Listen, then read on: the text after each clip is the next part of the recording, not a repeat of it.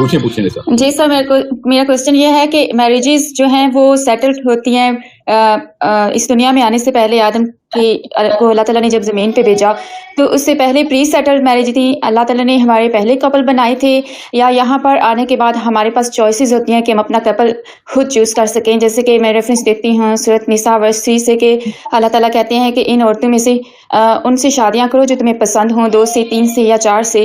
تو اس چیز کے بارے میں کنفیوز ہوں. کچھ لوگ کہتے ہیں کہ جوڑے آسمان پہ بنتے ہیں، اللہ تعالیٰ نے پہلے ہی بنایا ہے. تو مجھے سمجھ نہیں آتا کہ پھر طلاق زمین کے اوپر کیوں ہوتی ہے. ہماری دوسری تیسری شادیاں ہوتی ہیں، پھر کبھی 2 دفعہ بھی طلاق ہو جاتی ہے، 3 دفعہ بھی.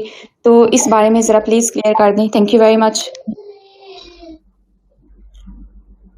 شیور. اللہ تعالیٰ نے نا اللہ تعالیٰ کے علم کے اندر سب کچھ ہے پہلے سے ہی. سو کس سے شادی ہونی ہے، کتنی دیر رہنی ہے، یہ اللہ کو تو پتہ ہے نا سارا. ٹھیک ہے. رہی بات یہ کہ آپ نے جو فلاسفی پکڑی ہے نا کہ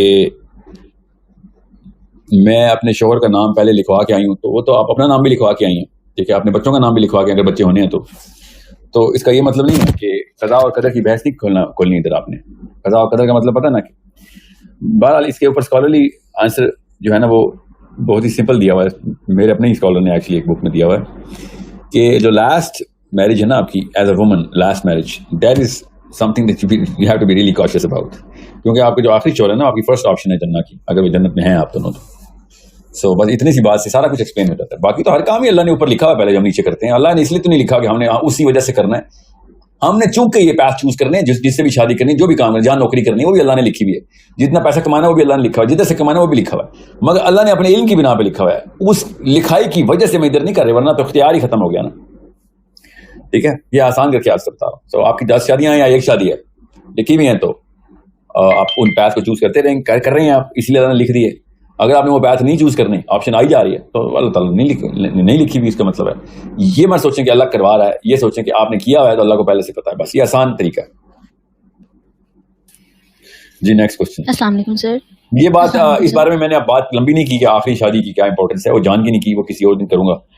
بٹ یہ یاد رکھیے گا کہ جو آپ کا لاسٹ ہسبینڈ ہوگا نا، لاسٹ ہسبینڈ، اس پہ بلکہ آپ خود پڑھیں. میں کیا تفصیل بتاؤں. جو لاسٹ ہسبینڈ ہوگا، کوئی آپ کے شوہر فوت ہو جاتے ہیں یا طلاق ہو جاتی ہے، اس کے بعد ایک اور شادی ہوتی ہے، اینڈ وٹ ایور ہیپنس، جو لاسٹ ہسبینڈ ہے آپ کا، that is your husband of آخرہ. بس یاد رکھیے گا. اس کی سائیکالوجی بھی سمجھیں، اس کی فلاسفی بھی سمجھیں. جی. لیکن جو بندہ جیسے کہ اگر آپ نے اپنے شوہر کو چھوڑا اس کی بری عادات کی وجہ سے، حرام کمانے کی وجہ سے، اور آپ دوسری شادی نہیں کرنا چاہتے، تو آپ کی طلاق ہو چکی ہے، تو کیا وہی نشئی، وہی شرابی، کیا پھر وہ آپ کا جنت میں بھی آپ کا شوہر بنے گا؟ وہ ہسبینڈ رہا ہی نہیں نا، آپ نے توڑ دیا. میں نے کہا okay sir, thank you. Husband کی بات ہے. Thank you.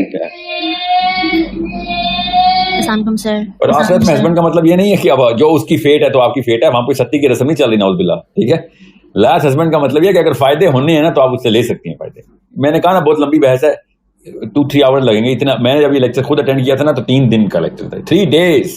خیر وہ نکاح کا ہی تھا، مگر اس کے اوپر جو کھینچا سوال ہی آپ بنتے نا اتنے، اور لڑکوں کے اتنے بنتے نہیں، پھر بھی ہم نے اتنے پوچھے تھے سوال. لڑکیوں کے تو 100 سوال بننے چاہیے اس کے اوپر. تو پڑھیں آپ اس کو. It's a very beautiful philosophy, beautifully complete as to why the last husband would be the first choice. جی. السلام علیکم سر. ایک دفعہ اور میں کمپلیٹ کر دوں، میں ریٹریٹ کرتا ہوں، خواتین سن رہی ہیں. وہ شوہر جس کا آپ نے طلاق دے دیا وہ شوہر نہیں ہے، اس کو شوہر کہنا بند کر دیں آپ. ٹھیک ہے.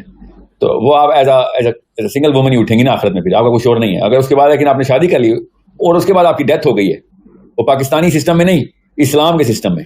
پاکستان میں ڈیتھ ہوتی ہے تو نکاح بھی توڑ دیتے ہیں، یہ ایسے بے شرم ہے. اور میں نے خود پڑھی ہے کتابیں اس کے اوپر، پاکستانی اسکالرس کی، زبردستی کا نکاح توڑا ہوا کہ شاید موت ہو گئی نکاح ختم. استغفر اللہ. مطلب ایسی کوئی مطلب کسی ایک لیول پہ آ کے رک جایا کرو. نہیں یہ فولویوں نے نہیں رکنا ہوتا. فولوی ہوتا ہے فرقے کے فالو کرنے والا مولوی، نہیں رکتے، بس زبردستی ڈال دیتے ہیں. کوئی پریسیڈنسی دے دو. مطلب ان کو میں کیسے سمجھاؤں کہ کس قسم کے بس دونوں بری پتر ہیں. سو آپ کا نکاح آخرت کے لیے نکاح ہے. اگر آپ کا قائم رہا ہے اور آپ فوت ہو گئی، آپ فوت ہو گئی ہیں، ٹھیک ہے. سو ہاں اگر آپ فوت ہو گئے ہیں اور بیوی نے پیچھے سے کوئی شادی کر لی جو کہ الاؤ ہے اس کو، ٹھیک ہے، تو then you're not the last husband. You need to understand that. G.